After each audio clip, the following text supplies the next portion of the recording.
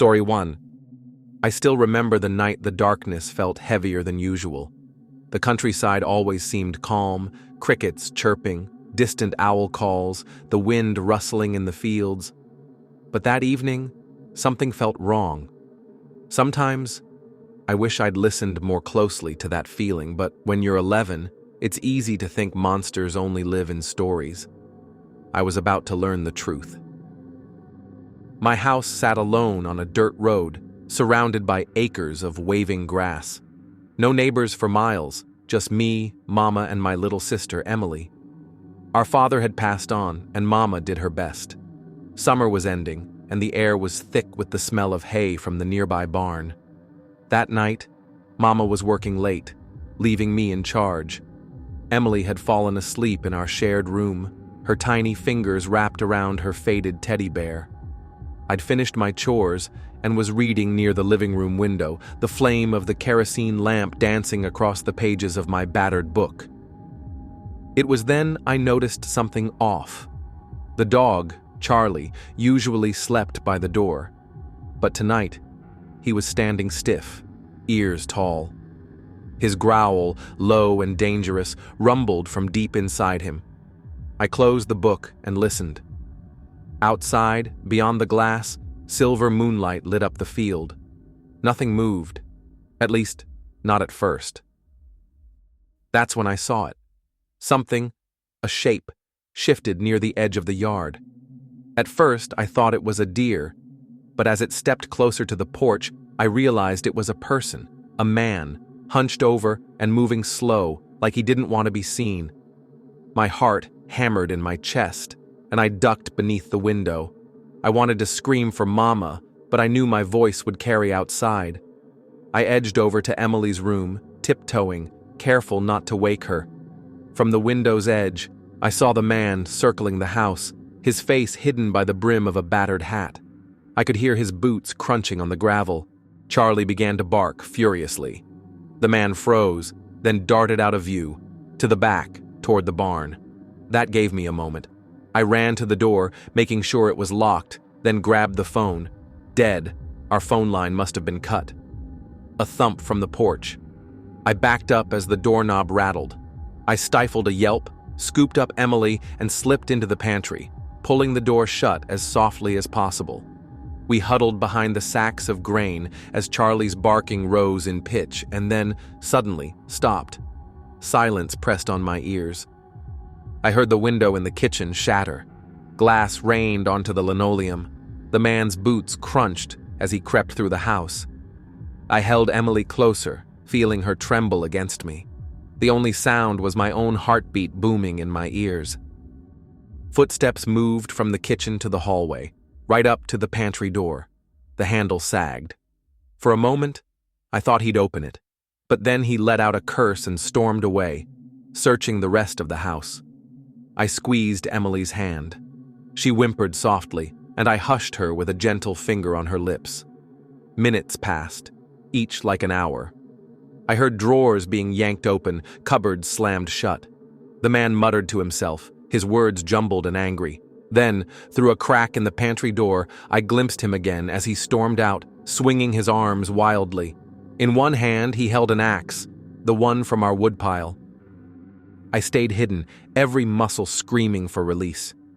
I didn't dare move until I heard the front door slam and footsteps fading outside. Still, I waited. Tore myself from the pantry, checking on Charlie. I found him shivering under the table, unharmed, but terrified. I called the police from Mama's cell, which she'd left for emergencies.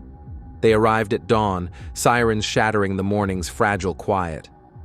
We found boot prints circling the house, some leading to the woodshed. That's where they found him, the stranger, crouched behind the logs, the axe lying by his side.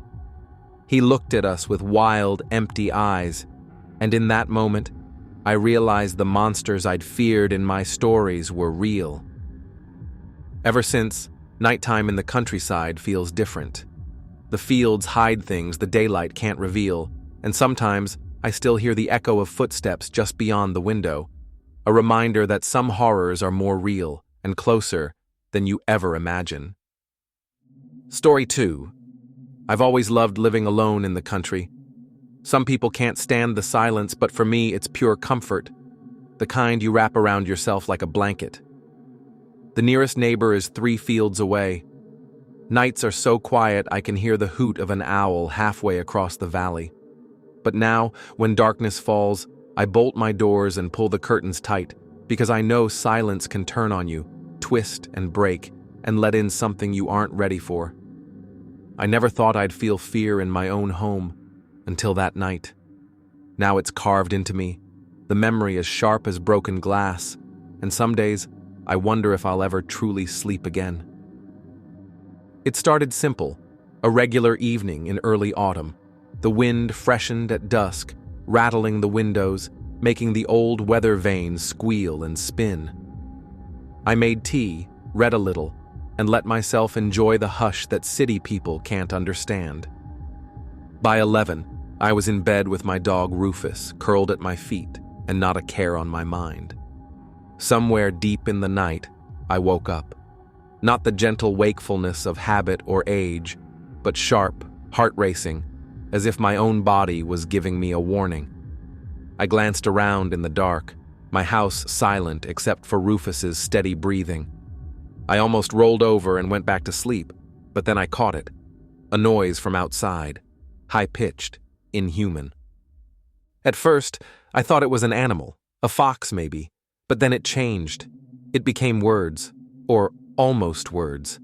A howl that twisted into a kind of desperate, ragged scream. I felt my skin crawl. Rufus jerked upright, hackles raised, a low growl rumbling in his chest. I dragged myself out of bed and crept to the front window. The yard was lit only by the ghostly smear of moonlight. That's when I saw him, only he wasn't right. Naked, skin pale as bone, racing around the house, arms flailing, shrieking guttural nonsense. He dashed close, pressed his face to the glass so hard his breath fogged the pain. Rufus barked, but the man didn't flinch. He backpedaled, nearly slipped on the wet grass, then ran to the side door. I heard the handle rattle, then the back door, another rattle, slamming fists. He shrieked, just a long scream, equal parts rage and terror. I stumbled back from the window, hands shaking, phone already in my grip. There's no cell service most nights, but I tried anyway. The screen glared, no signal. I could feel my breath catching in my throat. I thought about the hunting rifle I kept locked in the cabinet, then remembered the key was out in the shed. I cursed myself. Rufus kept barking, his body braced, but it did nothing to deter the stranger. The house shook with the force of his blows. He circled to my bedroom window, his silhouette outlined in moonlight, eyes wide and unblinking. He looked directly at me and grinned. I ducked down.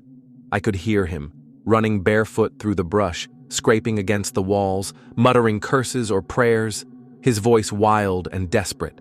Then, another crash, as he yanked a heavy rock from the flower bed and hurled it against the kitchen window. The glass didn't give, but the thud echoed through the whole house. I grabbed a heavy fire poker and locked myself in the bathroom, sitting on the tile with Rufus pressed against me. The stranger's voice carried, sometimes laughter, sometimes sobbing. I imagined him getting in, his cold hands, his utter unpredictability. Was he drunk, lost, sick, or something worse? Minutes dragged. Every so often, another scream, then silence, complete, suffocating quiet. I didn't dare move, not even to call out. My heart throbbed in my throat. At the first pink blush of dawn, I heard tires crunch on the gravel outside. The sheriff.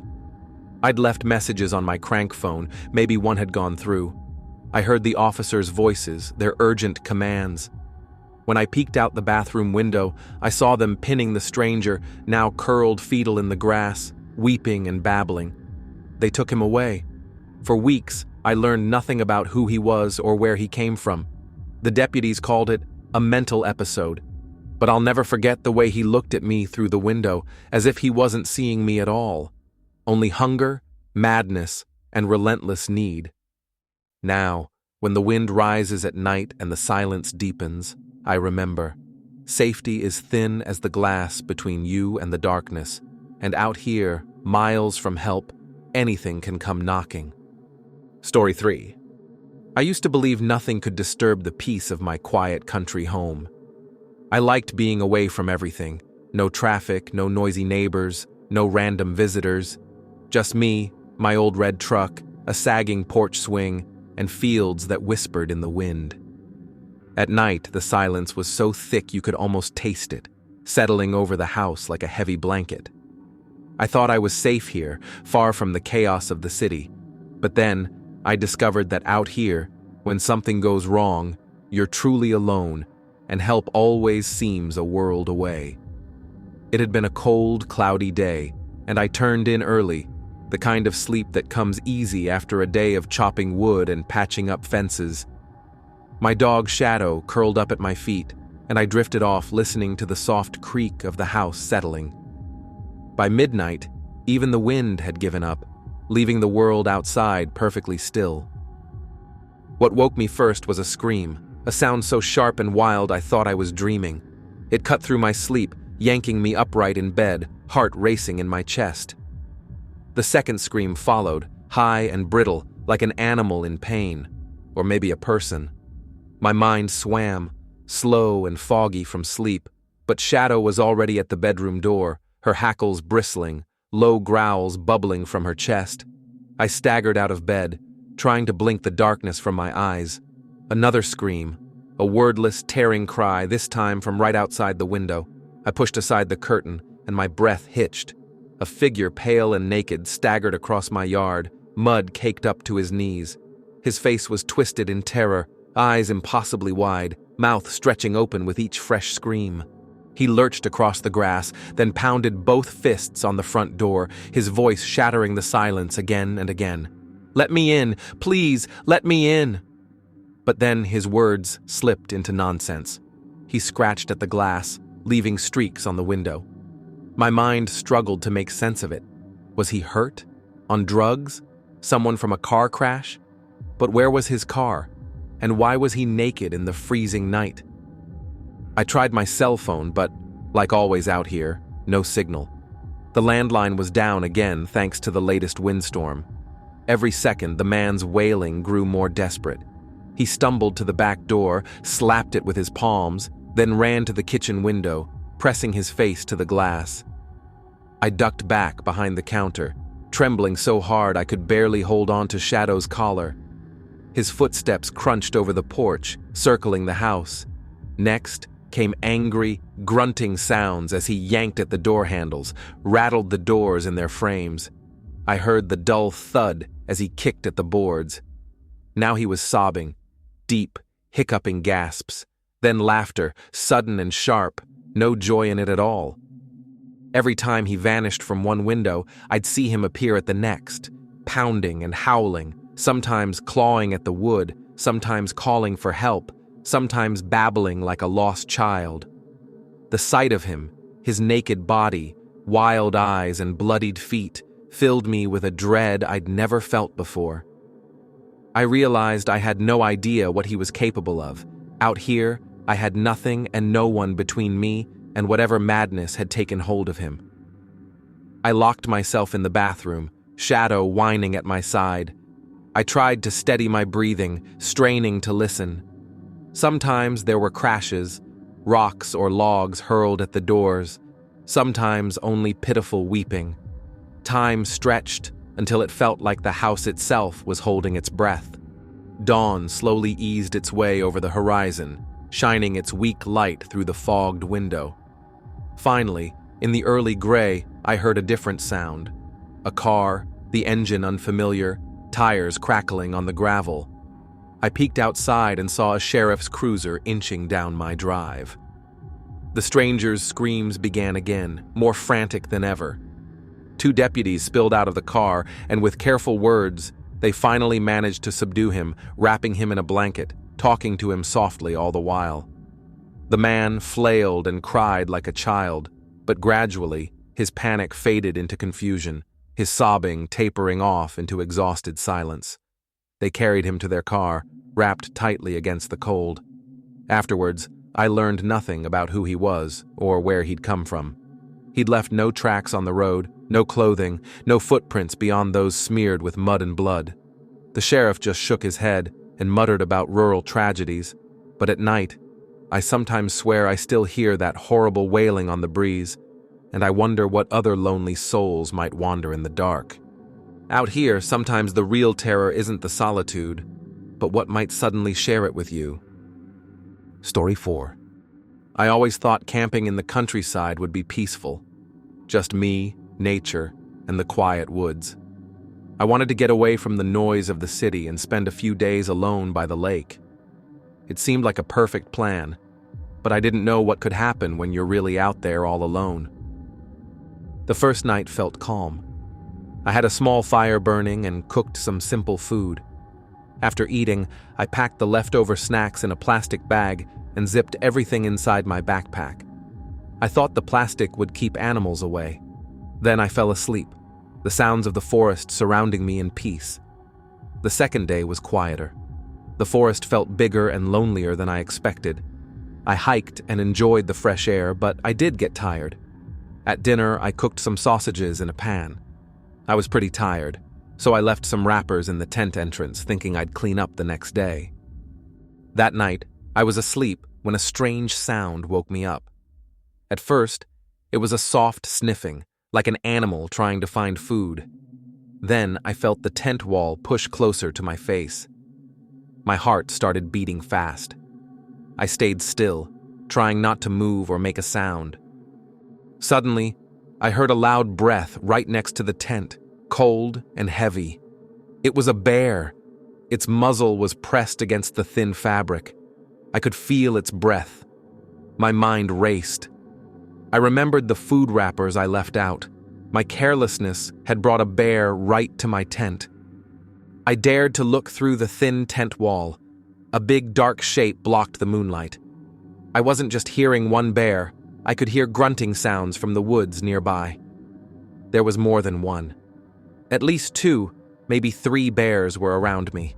One bear pushed the tent's side hard, making it sag. My body trembled, but I stayed frozen. I could hear leaves crunching as they moved around. The bigger bear sniffed, then pawed the tent near my backpack. The sound of plastic crinkling made me even more scared. Suddenly, one bear grabbed the pack. It growled loudly and bit the bag, tearing it with its teeth. The snacks spilled out on the ground. The bears growled and scrambled to eat what they could find. I wanted to run, but my legs wouldn't work. My hands shook so much I thought the tent might rip. The tent shook every time the bears pushed or clawed at it. It felt like the walls would fall down at any second. I tried to stay calm, but I could feel fear deep in my chest, the kind I'd never felt before. After a long, terrifying time, the bears finally moved away. My tent was ripped, my food gone, and the smell of the bears stayed heavy in the air. I was still inside the tent, too scared to move. When morning came, I looked outside. The ground around my tent was full of huge paw prints, more bears than I could count. My camping gear was torn and wrecked. The forest was quiet again, but the memory of those heavy breaths and the smell of bears stayed with me. I packed quickly and left, skipping breakfast. Even in the daylight, I felt like the bears were watching me. I realized how thin the walls of a tent really are and how close danger can be in the wild. Now, whenever I'm near that forest, I remember that night. I learned that nature isn't always peaceful. Sometimes the animals you share it with are hungry, and a quiet campsite can suddenly feel like the most dangerous place in the world. Story 5. I still remember the uneasy feeling that night, how the air seemed too quiet, like the whole countryside was holding its breath. My family and I had been camping near an old farmhouse, just a few miles from the nearest town. We loved the calm and fresh air, and the stars above were brighter than I'd ever seen. But that peacefulness shattered faster than I could have imagined. We had set up our tent just behind the barn, close enough to the house that we felt a little safer than being deep in the woods. My little brother and sister were already inside the tent, laughing and whispering as they settled for the night. I sat by the campfire with my parents, roasting marshmallows and sharing stories. The farmhouse was dark, windows empty and lifeless. The only sounds were crickets and the soft gusts of wind through the trees. Suddenly, a figure appeared near the edge of the clearing. At first, I thought it was one of the neighbors coming by, but then I noticed his uniform. He was dressed like a police officer, a dark blue shirt with shiny buttons, a badge pinned to his chest, and a cap pulled low over his eyes. My heart jumped. Police in these parts were rare, but maybe there was a reason he was here. He walked slowly toward our campsite, hands calm but purposeful. "Good evening," he said, with a voice that was too firm, too practiced. "Is everything all right here? I heard some noise from the house and wanted to check." My father stood up, wary. "We're just camping, no trouble here." The man laughed quietly, but there was something sharp and cold behind his smile. "I see," he said, glancing past us toward the tent. Then he knelt by the tent entrance. "Hey, kids," he called softly. "It's the police. You need to come with me." Inside the tent, my brother and sister looked up, curious but trusting. The man's voice was gentle, but something didn't feel right to me. I stepped forward. "Wait," I said, my voice trembling. "Who are you? What's going on?" He froze for a moment, then looked at me with a strange gleam in his eye. "I'm an officer. There's been a call about suspicious activity near the house. We just need to talk to the children to keep them safe." My mother frowned. "But no one called you. We're miles from anywhere, and there's no patrol in this area tonight." That's when I noticed the small details. The man's badge didn't reflect the light like a real one, and his uniform looked too clean and stiff. The cap didn't have the right insignia.